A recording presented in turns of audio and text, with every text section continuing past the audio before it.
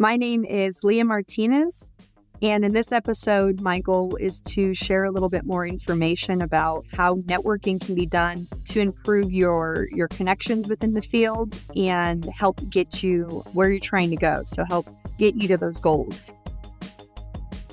Welcome to Seismic Sound Off, exploring the depth and usefulness of geophysics for the scientific community and the public.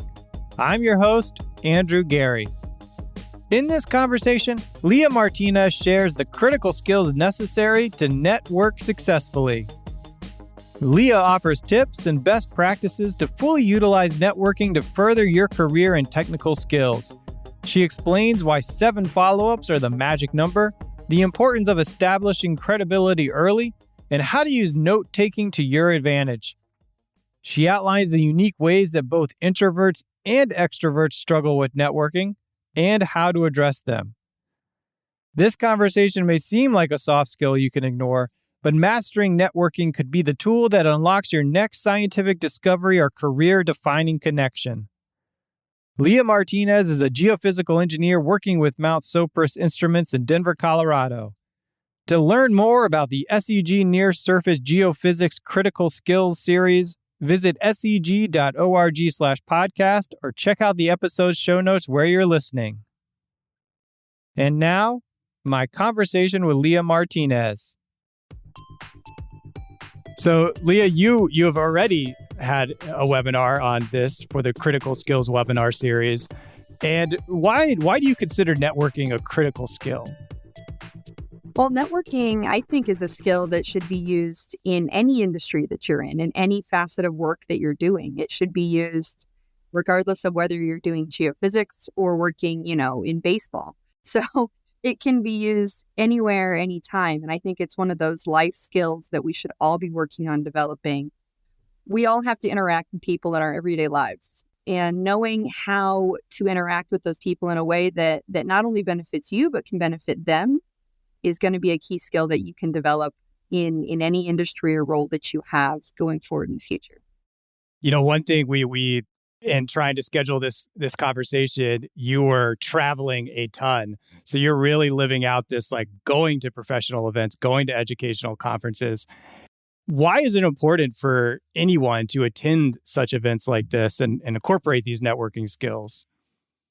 I've been going to these conferences both domestically and internationally for over a decade now. And I go to probably an average of between 10 and 20 conferences a year. So I'm constantly working with people, and a lot of it is in a conference type setting. In fact, I just got back from a conference in Mexico last week. And what's interesting is when you first start going to these conferences, you don't know the people around you, but after the first or the second time you go, you end up running into the same people again and again and again. And you form these kind of professional relationships with them over time. And this network of people that you get to know and trust and like, as you get to know them, they become the people that you call on in your everyday work. When you say, oh, hey, I have a question about this or that application in geophysics, or I'm looking for somebody who provides this kind of service. And that ends up being the person that you reach out to and say, hey, can you help me with this? Or can you connect me to this other person? These connections end up forming a good skeleton or basis for the professional career that you're trying to build. And so it's highly important to get out there as early as you can and start building that network. It's almost like investing. You want to start investing as soon as you can to help that money just grow for you. But one of the things kind of hidden in that response there is that you have to continue to show up. What would you say to just encourage someone who is maybe just starting to do that, and maybe their first conference, they really didn't get as many people as they were hoping, or really didn't feel like they put themselves out there? Is it really just like keeping the long view on networking? Yeah, it is. It's about keeping that long view. It's not about a one and done kind of, I'm going to attend this conference, I'm going to meet these people. These people are going to help me in my career goals. It's not about that one time. It really is about showing up again and again. And I get that can be out of the range of some people depending upon their geographic location or their financial abilities at that point in time. They may not be able to fly all around and get to these conferences, but making those connections again and again. So I have people, for example, that I met one time at a conference, and we keep in touch on LinkedIn, we keep in touch on Facebook, we keep in touch via email, we keep in touch via phone calls. So there's many people that I've only met once face to face, but I continue to reach out to them, or they continue to reach out to me in what in the networking industry we would call, or sales industry we would call touches, right? How many times have you touched or connected with that person since the first time? If you look at the studies, a lot of what the studies show is that 7 touches, 7 connections, whether it be email, text, phone, in face-to-face in person is always the best if you can. But 7 touches is really what it takes for a person to really start developing that trust in you as a friend and as a colleague within your networking community. One of the things, you volunteered to host this webinar. You have other volunteer roles, other global teaching engagements. How has those kinds of activities built your network?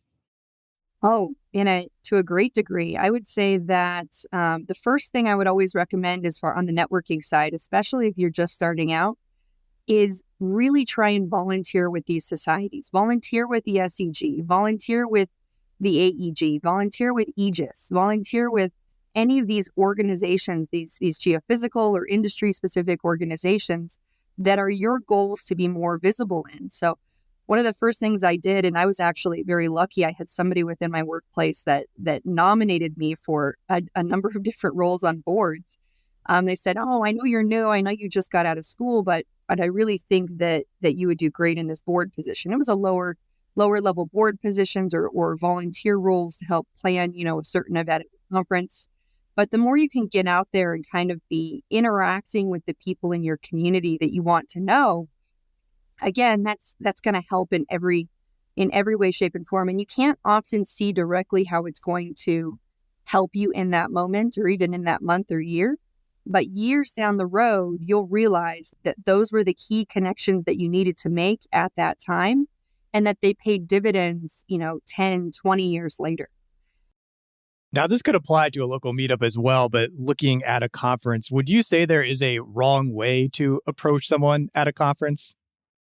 Yes. I was actually thinking about this the other day. There is very much a wrong way to approach somebody. The wrong way to approach somebody is to come up and say, "This is what I need," right? Even just imagine picturing that in your head. Picture somebody walking up to you at a conference and saying, "Hi, my name is, John Smith. This is what, I've been studying. This is what I need. How can you help me?"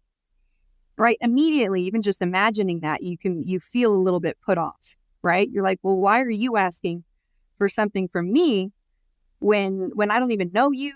I don't necessarily care about you all that much. What have you done? What have you done for me?" Right? That's the immediate question that's just kind of appear in your head. Not that you're going to verbalize it, and that's kind of the feeling in some ways that even if you're in an exhibition booth and you have a student come up to you and hand you a resume and say, "Here's my resume." A lot of the question is that you're going to have even standing in an exhibition booth is, okay, well, who are you as a person? Right? You don't just want to have a piece of paper, have somebody toss something to you or come up to you and ask you questions of how you can help them. It's more, let me know a little bit more about yourself. So that is the wrong way that I would say to approach somebody. I would come up and I would explain who I am, right? Give people context. That's really what we talk about with an elevator pitch. Yeah. So what is the role of a personal elevator pitch in walking up to someone at a conference? Yeah. So that's one of the things we talked about in the webinar, which I highly recommend seeing. If for those of you that haven't seen it, there's a recording. But in the webinar, we talk about how to craft your personal elevator pitch. And usually an elevator pitch has a couple of keynotes that it hits, who you are, where you're from, a contextual piece of information about yourself. I'm Lia Martinez. I just graduated from the Colorado School of Mines in geophysics.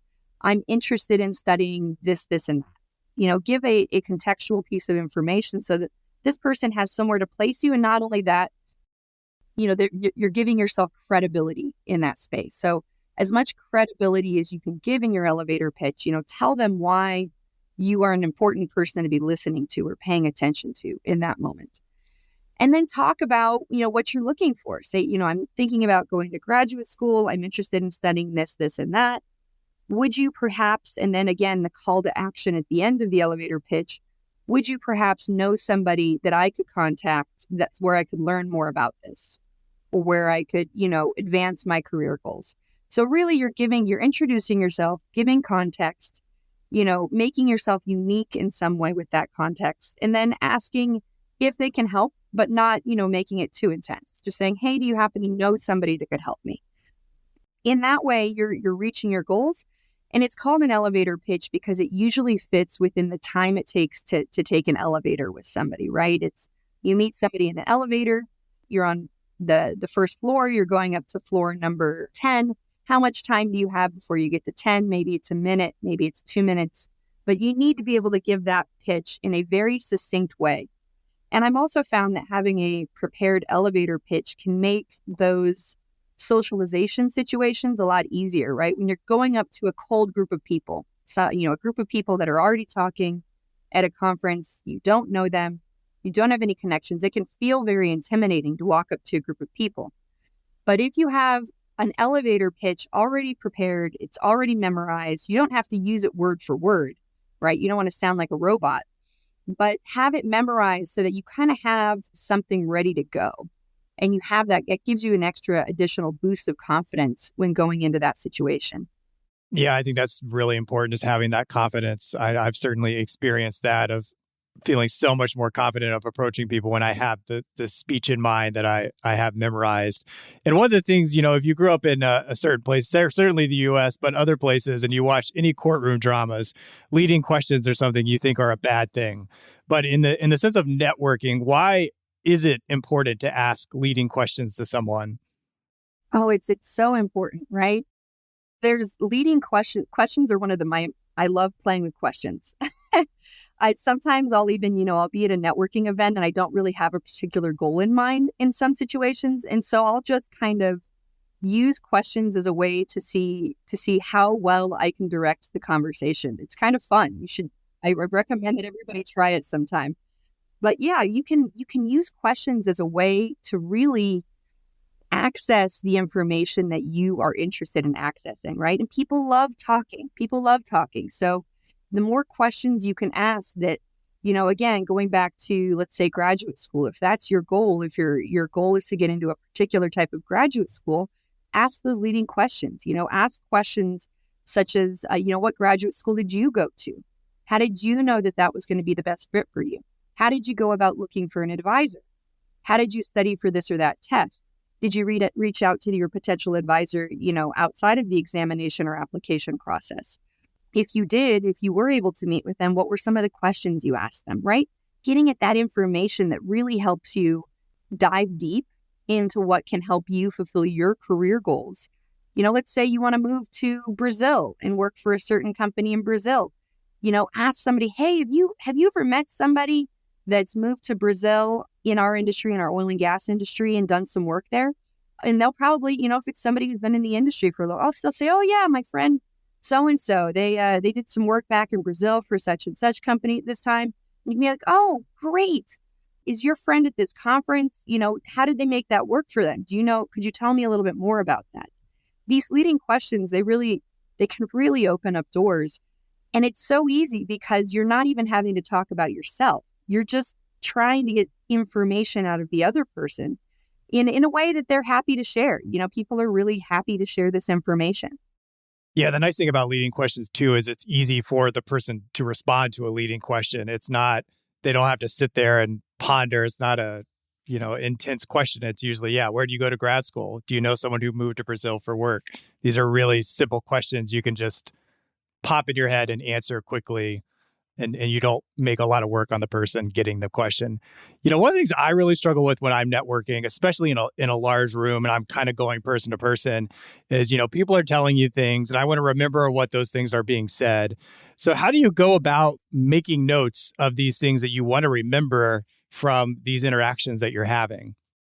I struggle with this, to be honest with you. I am the type of person that as soon as the conversation is over, I've almost forgotten 100% of it within 3 minutes.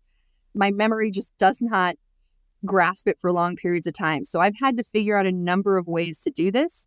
Obviously, the first one is I'll take the business card, or if I could get a business card. If I don't have a business card on me, I usually keep a small notebook on me when I'm going to a networking event, because there are a number of people that, for whatever reason, they may not have a business card or they may not have it on them. And I'll immediately make a note. And I mean, like, literally immediately after talking to them, I will make some quick notes on the notepad. If I don't even have a notepad, because sometimes I forget that, I'll use Evernote in my phone. I'll just open up Evernote real quick and type some quick notes. But if I don't take that time, that very short period of time after I've talked to them to make the note, I know I'm going to forget it. I've even had to use tricks such as saying I need to go to the bathroom when I don't. It's a great one.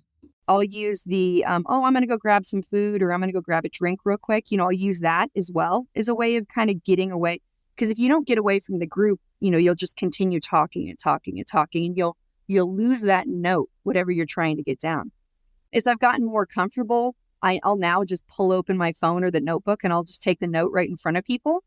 And I'll just say, oh, well, I wanted to write down what you told me real quick. Otherwise, I know I'm going to forget it. Right? Nowadays, I'm just more upfront with it. I'll just say, I am taking this note right now because, I am going to forget it. And people understand that, and they'll give you a couple of seconds to take that note. Well, I imagine for most people too, it's a nice thing to see someone caring enough to make a note about that. I would think it's almost a way to endear you to a person, that they see you right there. Oh, you're making a note of this. That's nice. Yeah, I mean, I can't tell you how many times I've recommended books to people. And the ones that make a note, certainly I'm like, oh, they're actually paying attention. When you recommend a book or a paper or something like that to somebody, and they care enough to make a note. And it just makes following up with that person too, if you're reaching out on LinkedIn or an email, so much easier if you like, thank you for this recommendation of this book. Like, it just makes that cold kind of email afterwards less awkward, because you have something to base it on from what they've shared, which I've always appreciated. What do you think that introverts and extroverts, what do they get wrong about networking? Well, it's kind of for an introvert, and when I started off doing this job in networking, I was very, very much the introvert. And I think that's still my go-to, but I've learned to be the extrovert over the years. And that just takes a lot of kind of fake it till you make it to get to be an extrovert when you're not one originally. So I can see it from both sides. At this point, I would say that one of the things that an introvert struggles with most is this feeling that they don't have anything to contribute to a conversation, right? They think, they're going to find me boring. I'm not going to say the right thing. I'm going to stumble over my words. I might come off sounding like an idiot.